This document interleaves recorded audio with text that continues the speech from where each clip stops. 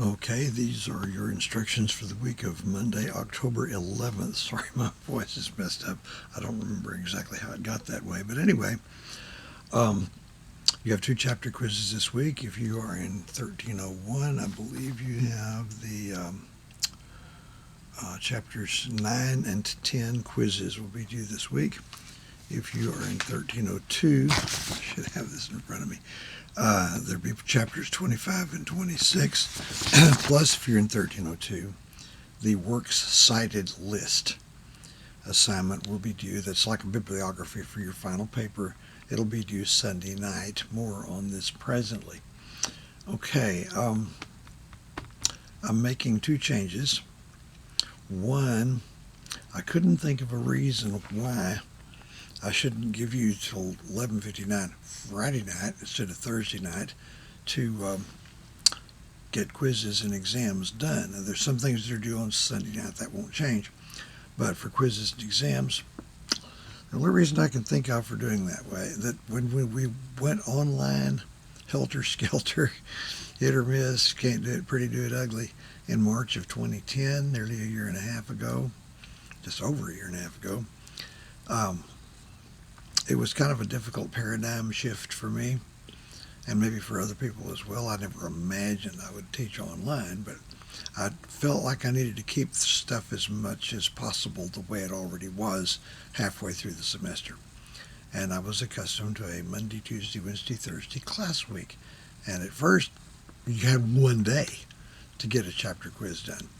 And then another person suggested that she gave them 4 days. I thought, why not? That might work. So anyway, skipping all the details, um, I'll be changing the due dates on assignments starting this week. That's already done. And on from here on out, from Thursday to Friday. Okay? Same with exams. Those will all come due on Friday. Another thing that I mentioned in my announcements on the Canvas page for both 1301 and 1302, this is not implemented yet. So if it matters to you, you might want to hold off till later in the week. And that is that whenever I can get into HonorLock and moderate stuff, and thus far I've just bounced off. It's just, I set it up in HonorLock at the beginning of the semester, and I can't get back in now. I've had techies on it. I'm waiting for a reply from somebody else that could help me. But whenever I can get in there, I'm going to start allowing you to use handwritten notes on chapter quizzes, not exams, just chapter quizzes. And the kind of handwritten notes I'm talking about would be annotating the chapter study questions. Okay, on your Canvas page, they've been there the whole time. They're there to help you focus your preparation for chapter quizzes, but they're called chapter study questions. There's a folder, there's a document for each chapter. Some people have been working those up. That's how you make high grades on chapter quizzes. Okay? Some people will be able to make higher grades than other people, but that's kind of how it is. So, that's not in place yet, but it's going to be whenever I get that in. Maybe later today, I'm hoping. I don't know what the problem is. Now, I have to be using Google Chrome just like everybody else to access or use HonorLock. And we had to climb a fence and solve an issue where I could get my wc.edu password to work, which it hadn't since August. I don't know what was up with that. I didn't need it for most things in Safari, but in Chrome I did. Got all that done, and I'm looking at it, and HonorLock still won't let me in, so I do not know. I do not know what's up with that. Hopefully it'll be simple, because I was in 2 months ago, and why I can't get in now, I do not know. Okay. If you're in 1302, the works cited list will be due. That's like what we used to call a bibliography. The sources are provided for you. Okay? And the sources list is in the weekly module. For some reason, I just now put it there. Don't know what took so long. I thought I'd put that up earlier, but it's the sources that you encountered in the Identifying and Analyzing Sources quiz about 3 weeks ago. See, a few people reported to me at that time that one of the URLs was inactive, and I sent around a sources list. I think I emailed it out, and that was supposed to fix the problem. Probably didn't. It didn't appear to slow most people down or have a significant effect, but Mr. Williams of our department, who set the thing up to begin with, sent out an email today to all the history instructors with a correction on that. So it is the sources list that's provided for you in the weekly module, the week of October 11th module, has now been corrected. Now I've sent out 2 emails to the 1302 students, one explaining what the problem was and giving you the replacement URL or address, but it turned out to be really quite easy to amend the sources list. So forget the longer email. The sources list is now okay. All the, or at least that URL was the one that didn't work. That works now, so we're good. Okay, we are coming up on halfway through the fall semester. Things are about to tighten up. So if you are in, let me make sure I'm looking at the right list. Week of October 18th. Okay. The next week, 13, not this week of October 18th, 1301 folks will be taking the Chapter 11 quiz. 1302 folks will be taking Exam 2.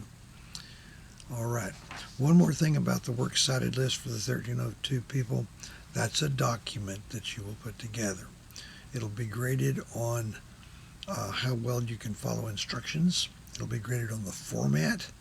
Don't throw something out there. The weekly module has a document explaining the assignment and how to do it, supplemented by a video, which I believe Mr. Williams did some time ago, how to do a works cited list.